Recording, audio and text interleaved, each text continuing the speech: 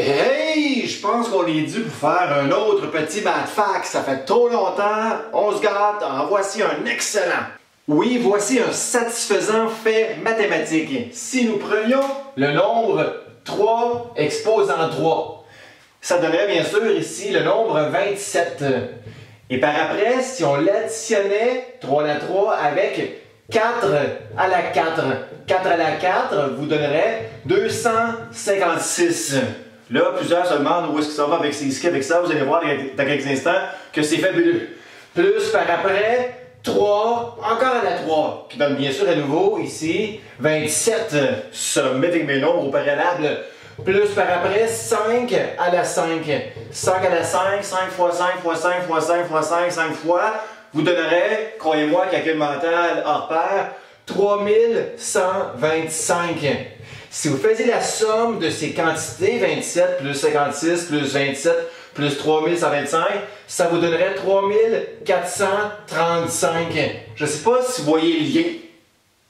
Peut-être pas, si vous ne voyez pas, 3435, c'est en réalité l'unisson ensemble de ces bases. 3435. Et c'est pas tout, d'où le fait mathématique, c'est aussi l'unisson ensemble des 4 exposants qui donne également 3435. C'est un des rares nombres qui peut être redécomposé de la façon suivante.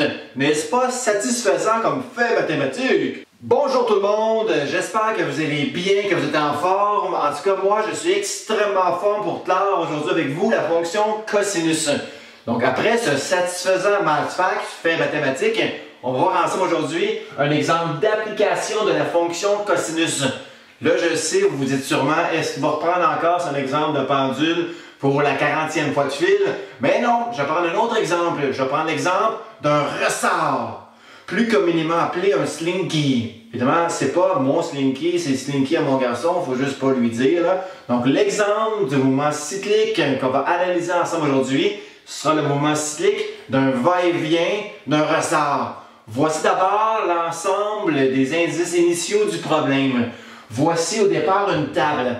Évidemment, j'ai indiqué table sous ma table, sinon vous auriez pu croire que ma table aurait été un vulgaire hiéroglyphe ancien. Là. Voici une table pour faire l'histoire courte. Voici donc l'ensemble de mes indices de mon problème.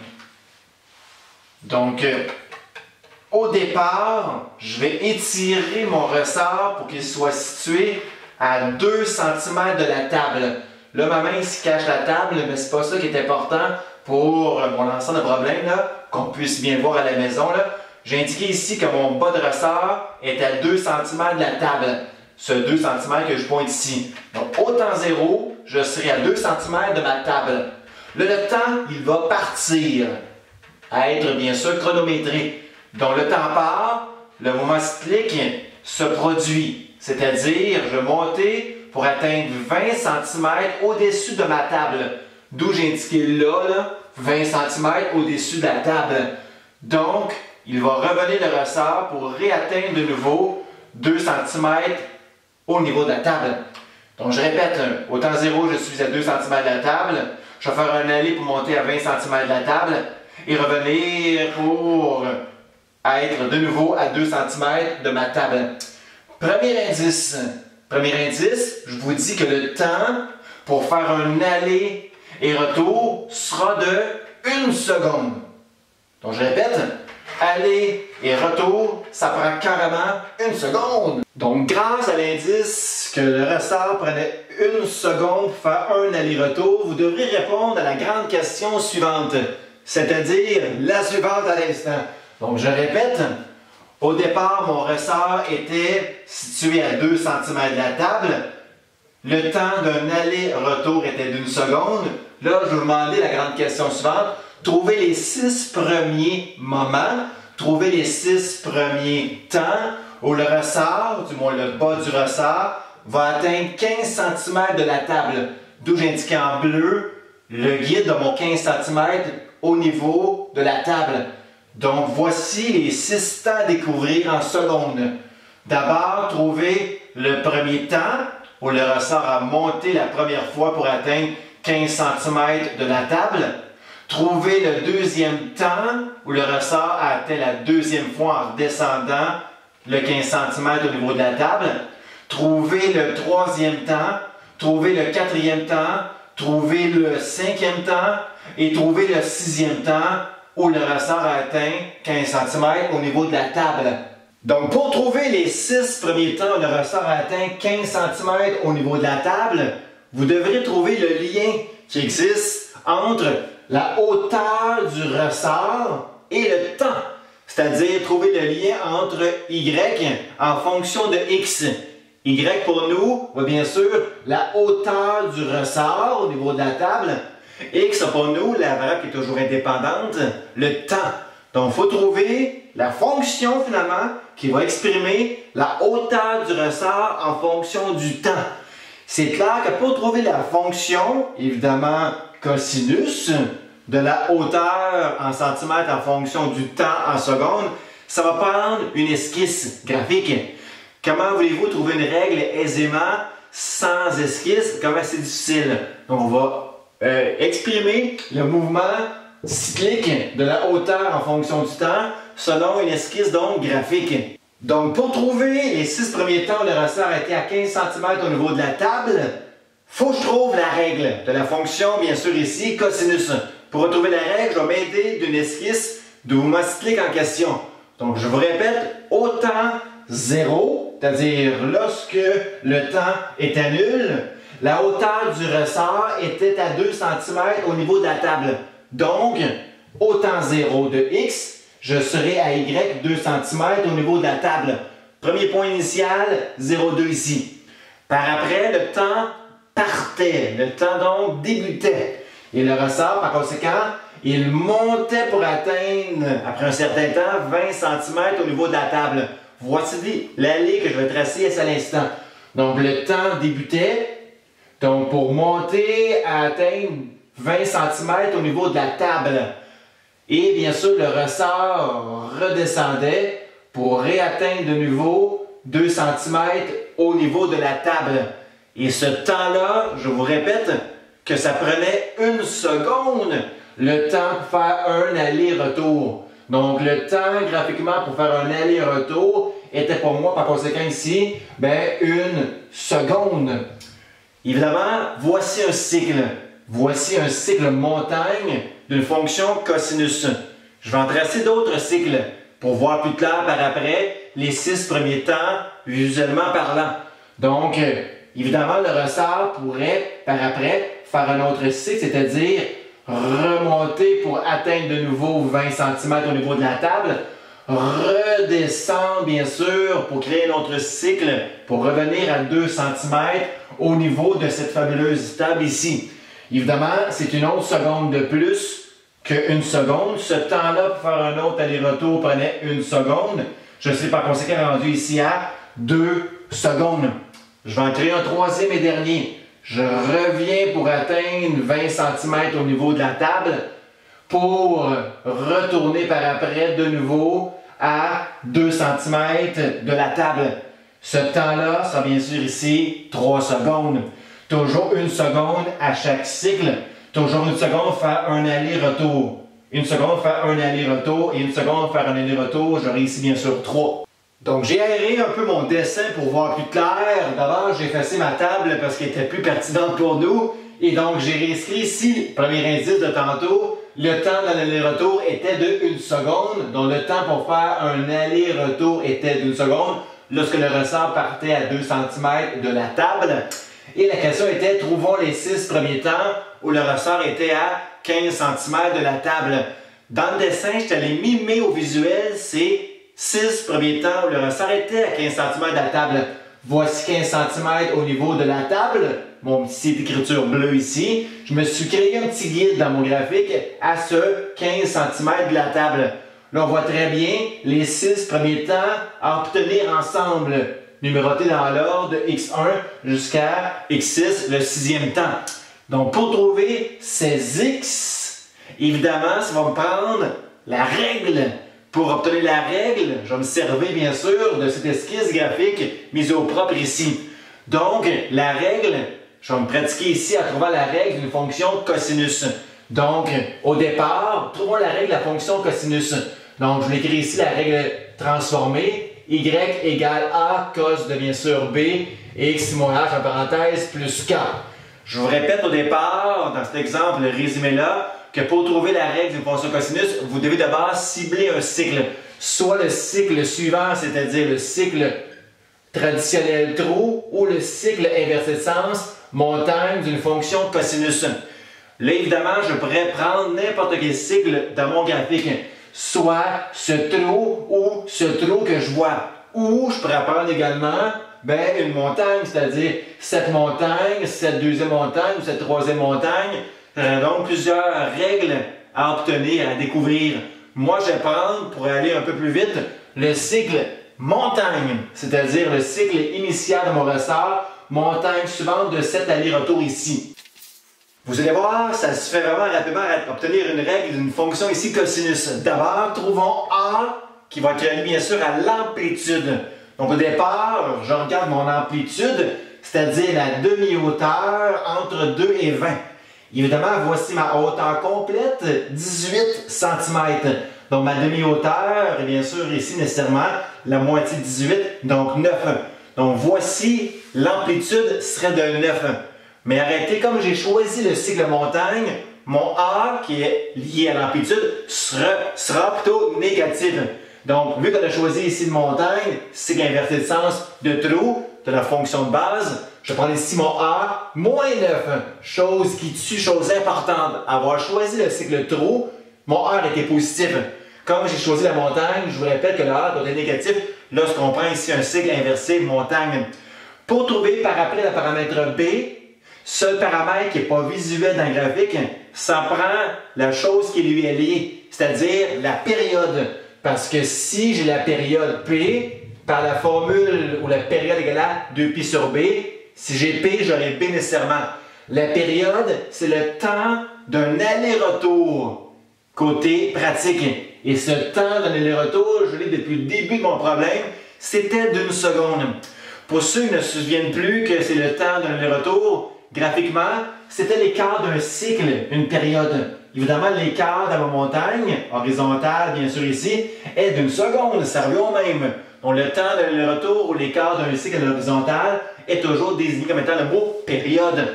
Donc ma période était de 1 seconde. Je vais faire ici à côté comme calcul. 1 seconde est toujours bien sûr égale à la petite formule 2π sur B. Évidemment, sans le faire au long, 2π sur quel paramètre B donne 1. Je pense que vous savez ça assez bien, que c'est 2π sur 2π qui donne 1. Donc, nécessairement par pure logique, mon B, il vaut 2π. Il nous manque juste ensemble à trouver H et K. H et K sera relié un peu à mon point de départ. À mon aussi le choisi ici, montagne. Je dis HK sera relié un peu à ce point de départ ici, 0,2, car 0,2 n'est pas véritablement directement H, K. Vous vous souvenez que le point de départ ici n'était pas HK, mais bien HK plus A. Donc, je vais l'écrire ici pour vous montrer l'exemple. Ce point de départ, qui est ici pour moi 0,2, c'est pas HK. On avait vu ça ensemble, là, un certain nombre de capsules, que c'était pareil ici à dire HK plus A. Au moins j'ai H, tel quel X à mon point de départ, 0. Je vais inscrire ici que le H vaut par conséquent 0. Mais K, l'erreur que je vois souvent mes élèves, c'est croire que le K vaut 2. Le 2, c'est pas K, c'est K plus A. Donc, je vais faire un petit calcul pour trouver le K uniquement. Donc, si 2 est K plus A, pour montrer l'exemple, je vais l'écrire ici au propre. Si 2 est K plus A, pour trouver K, ça me prend A. Je l'ai, A. Le A, il vaut moins 9. Donc, je vais aller substituer moins 9 dans cette petite équation, par le A ici en question. Donc, j'aurai 2 égale K plus moins 9, plus moins le moins gagne, ici donc, moins 9. Je n'ai qu'à faire ici l'isolement de mon K en faisant vulgairement plus 9. Donc mon K, il vaut 11. Chose très aisée, je trouve, à obtenir. Souvenez-vous que le Y à mon point de départ, donc le 2, est K plus A. Trouvez A au préalable, donc si le moins 9, c'est très simple, trouver le A, le K plutôt en l'isolant par après. Donc mon K ici vaut 11, le tour est joué, j'ai A, B, HK, j'ai ma règle. Avant d'écrire ma règle au propre, je tiens à vous dire un truc. Moi, j'aime pas beaucoup faire pour vrai la formule de K plus A égale Y à mon point de départ pour trouver le paramètre K ici en bout de ligne. Moi, je préfère prendre l'autre tactique. Souvenez-vous, je l'ai dit, voilà, un certain nombre de calculs, lorsqu'on parlait de retrouver la règle d'une fonction cosinus, que le K était le milieu entre le max et le min. Si K est le milieu entre le max et le min, c'est très simple de trouver le milieu entre 2 et ici 20. La preuve, le milieu, c'est la moyenne entre 2 et 20. Donc, je n'ai qu'à faire ici 20 plus 2, 22, 22 divisé par 2, 11. Donc, le K là, je trouve ça vraiment plus simple de faire ici le milieu entre le max et le min. Le milieu se trouvant ici, envers le calcul, 20 plus 2, 22, divisé par 2, bien sûr, ici, 11. Donc, le 11 peut être obtenu précisément par le calcul suivant ici. Donc, K est plutôt ici, je vais écrire, est égal, est pareil à dire le max plus le min, le maximum plus le minimum, divisé par 2. Donc, c'est la moyenne entre le max et le min, le K. C'est le milieu entre le max et le min, le K. Retenez bien ceci, c'est plus facile que de se tromper dans cette petite formule-là ici suivante pour trouver K. Donc, j'ai ma règle ici, écrite au propre à l'instant. Donc, j'ai écrit ma règle ici à l'instant. Donc, j'ai écrit ici ma règle au propre, c'est-à-dire Y égale donc moins 9 cos de 2πx plus 11. Je répète, le A trouvé tantôt était moins 9. Le B était 2π, d'où j'ai mis 2π coefficient devant mon x. Par après, le H, comme il était nul, j'ai inscrit ici non pas x moins 0 pour rien bien sûr, mais juste x. Et mon cas était 11. Le milieu entre 20 et bien sûr 2 était mon cas ici 11. Là, je suis apte à répondre à ma grande question. Trouvons les 6 premiers temps où le ressort était à 15 cm de la table. Donc, ces 6 premiers x-là, bien sûr, je vais obtenir en transférant y par ici 15 dans ma règle. Donc, je vais trouver les 6 premiers x. Lorsque mon y, bien sûr, va à 15 cm. Bien sûr, 15 sera égal à moins 9 cos de 2πx plus 11 en bout de ligne. Ceux qui sont game en bon français, moi je conseille ici appuyer sur pause et trouver par vous autres même en vous pratiquant les 6 premiers temps lorsque y a été remplacé par 15. C'est comme ici trouver x lorsque y vaut 15. Donc ceux qui sont à l'aise, appuyez sur pause et par après bien sûr, lorsque vous allez partir moi-même si on peut dire, mais je vais le faire avec vous en corrigeant. Donc trouvez les 6 premiers x lorsque y vaut 15. Donc résolvez finalement cette équation. Appuyez sur pause là, ceux qui sont game encore de le faire. De retour, je corrige ici avec vous. Donc ceux qui l'ont fait, vous serez satisfaits en corrigeant ici avec moi. Donc, première étape, comme ça a toujours été, je vais isoler mon cos en soi de 2πx. Je vais enlever 11 à 15. J'obtiens bien sûr ici 4. 4 sera égal à toujours moins 9 devant cos de 2πx. Par après, je diviserai par moins 9 pour avoir mon cos ici isolé. Donc, j'aurai moins 4 neuvième égale donc 6 cos de 2πx. C'est ici qu'on répond à la grande question. Mon but, c'est de trouver que sont les angles, c'est-à-dire ici, mon 2πx, que vaut-il? Trouvons les angles dont leur cosinus est de moins 4 neuvième. C'est comme si je vous dirais dans des mots plus clairs. Si je vous disais plutôt dans des mots plus clairs, trouvons les angles dont leur largeur serait moins 4 neuvième. Donc, dans mon cercle trigonométrique, que je me crée moi-même, ben, je regarde les angles à largeur moins 4 neuvième. Pas largeur est, 4 neuvième positif. Largeur ouest, moins 4 neuvième, bien sûr ici, négatif. Voici ma largeur moins 4 neuvième que je mets ici à l'instant. Donc, je devrais avoir deux angles à largeur moins 4 neuvième. Et c'est le cas. À largeur moins 4 neuvième, j'ai d'abord cet angle à obtenir ici. Et également, sont symétriques en bas de l'axe des x. Cet angle également, qui devrait être également, je viens de dire également à peu près 3-4 fois, mais c'est pas grave, à largeur moins 4 neuvième. Donc, deux angles à obtenir à largeur moins 4 neuvième. Donc, pour trouver ces deux angles à largeur moins 4 neuvième, j'ai un petit problème côté calcul mentaux, car je ne connais pas cette largeur moins 4 neuvième. C'est donc pas dire, exemple, moins 1/2, moins racine carrée 2 sur 2, ou moins racine carrée de 3 sur 2. à la limite, une largeur -1 là, ici à pi à l'ouest. Donc, comme je ne connais pas cette largeur moins 4/9, il faut que je pitonne pour trouver ces angles, comme l'an dernier en solaire 4, cos inverse de -4/9. Je dois faire ici à l'instant en dessous. Donc, trouvons ici les angles grâce à ce petit pitonnage, j'ai pas le choix, de cos inverse de -4/9. Ça vaut la peine, pour ne pas faire d'erreur côté calculatrice, de recouvrir ici -4/9 de parenthèse. Si vous faites le calcul cos inverse de -4/9, vous devrez obtenir environ 2,03 rad, toujours ici en radian, votre pitonnage en question ici. 2,03 rad, c'est bien sûr non pas cet angle à travers le troisième cadran, mais bien sûr cet angle à travers le deuxième cadran. Parce que 2,03 rad, c'est environ 2 radians. Si on se souvient qu'un radian valait environ 58,3 degrés, ben 2,03 radians, c'est environ 120 degrés, un petit peu plus bas. Donc c'est clair que 2,03 radians va se trouver à être cet angle à votre second cadran. Pour trouver l'autre, le gros angle aussi à largeur -4/9, je n'ai qu'à faire le calcul récurrent, celui-ci. Je vais faire ici 2π au complet. Comme je suis trop loin, il faut que je recule ici pour atteindre cet angle.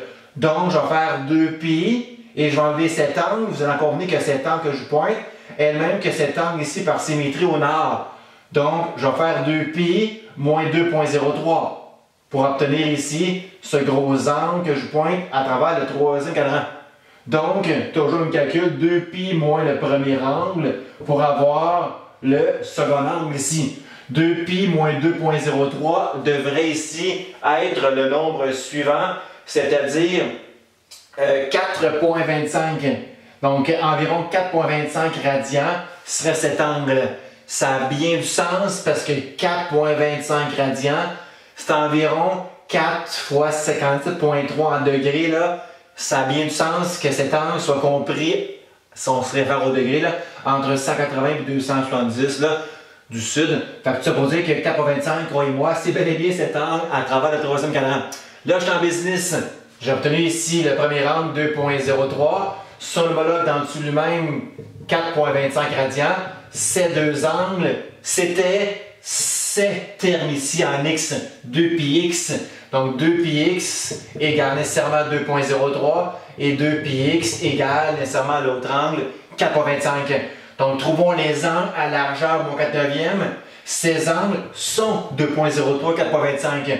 Là, c'est très simple pour obtenir mes deux premiers x, mes deux premiers temps à mon cycle ici, mon temps est représenté par cette règle ici.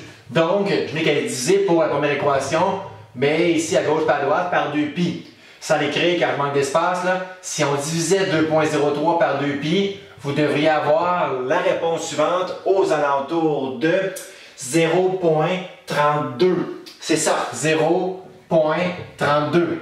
Le second ici, x, en divisant 4,25 par 2π, vous devriez obtenir ce x qui devra être, je vais l'obtenir ici sous ma copie d'origine, 0,68.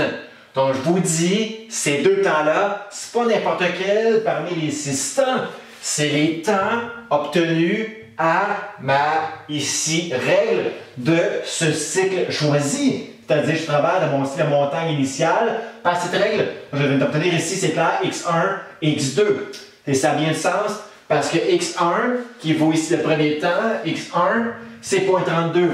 Et 0,32, c'est plus petit que 1. Et également, 0,68, c'est mon second temps, c'est purement logique, car 0,68, mais côté ici dessin, est aussi en bas de 1.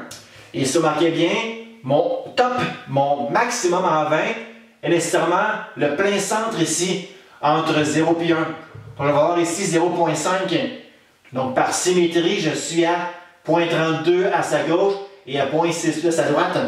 Donc, c'est clair que ici, j'ai les bonnes réponses, c'est sûr. C'est purement symétrique, ce 0,32 de 0,5 et de 0,68 ici 0,5. Les deux sont à 0,18 d'écart. 0,18, 0,18 de ici 0,5 en plein centre. Donc, c'est clair que mes réponses sont bonnes, presque assurément, là. Le problème est pratiquement terminé. La preuve, je vais l'obtenir ici grâce à mes deux premiers x mes deux premiers temps, x1, x2, 0.32 et 0.68. En résolvant ici cette équation, 0.32 et 0.68 sont bel et bien mes deux premiers temps, dis-je mieux. La parabole pour obtenir les autres temps, de x3 jusqu'à x6.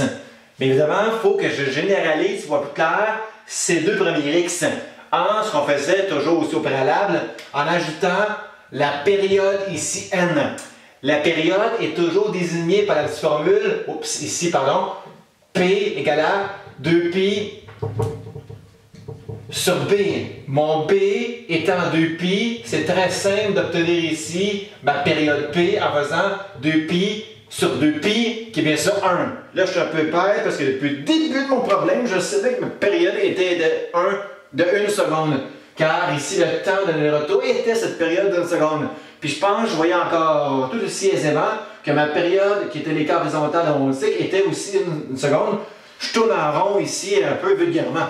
C'est-à-dire que la période était de 2 secondes. D'où ici, je vais ajouter 1n, n étant pas n'importe quoi, n étant toujours ici un entier de cycle que j'avancerai. Un entier ici de période, si on peut dire aussi, comme ça a toujours été le n, un entier.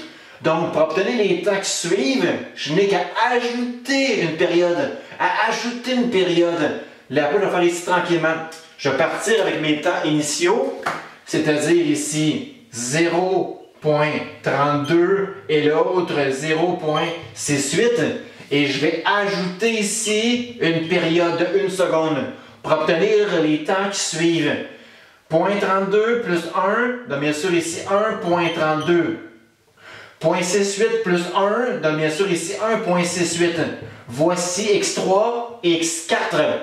Voici x3 qui est 1.32. Voici x4 qui est 1.68. Encore là, ça a bien du sens, c'est clair, parce que entre 1 et 2, j'ai clairement ici en plein centre 1.5. Fait 1.5 est bel et bien à 0.18 d'écart avec 1.32 et aussi 0.18 d'écart avec 1.68. Ce qui a bien du sens pour obtenir ici 1.32 et 1.68. Pareil pour les temps qui suivent, je n'ai qu'à ajouter ici une période d'1 seconde. Donc 1.32 plus 1, donc bien sûr ici 2.32 et 1.68 plus 1, donc bien sûr ici 2.68. Voici x5, voici x6. Donc voici x5 qui était de 2.32 et voici x6 qui est bien sûr ici 2.68. Ce qui a bien du sens côté graphique, symétriquement parlant encore, car ici entre 2 et 3, j'ai clairement ici 2.5 qui est bel et bien aussi 2.5 à 0.18, de 0.32 aussi 0.18 de 2.68. Donc voici comment on trouve très aisément les temps indépendamment grâce à mes temps initiaux de mon cycle initial, c'est-à-dire ici pour moi 0.32, 0.8, et j'avance de cycle en ajoutant successivement des périodes. Donc voici mes 6 temps que je désirais depuis très longtemps. Donc lorsque le ressort était à 15 cm de la table, c'était ces 6 temps-là ici dans l'ordre.